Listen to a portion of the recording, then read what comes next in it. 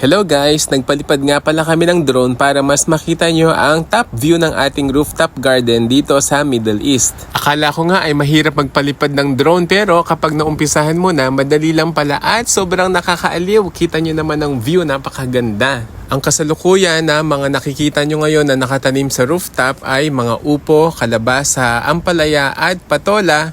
Ito yung mga gumagapang or yung mga vining plants, kaya gumawa kami ng mga trellis or balag. Sa bandang kaliwa naman, sa tabi ng pader ay makikita nyo yung mga lettuce, mga kale, pak choy at pechay na nakatanim through hydroponics. Ito nga pala, pababa na yung drone. Medyo challenging lang kasi napakalakas ng hangin ngayon dito sa rooftop. Ayun, nakuha ko na ulit. Gusto nyo bang malaman kung paano namin to shoot?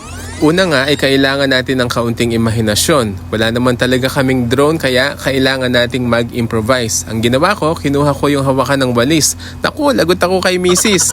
Pagkatapos nga ay inilagay ko na dito ang aking phone at pinaikot-ikot. Tinulungan nga rin pala ako ni Kelkel para maipakita sa inyo ang behind the scene shoot. At para naman makuhanan ng video yung behind the scene shoot ni Kelkel ay nangailangan pa kami ng isa pang assistant. At yun nga ay walang iba kundi si Mahal. Makikita nyo siya sa umpisahan ng video na to kung inyong babalikan. Thank you, Kelkel! Success!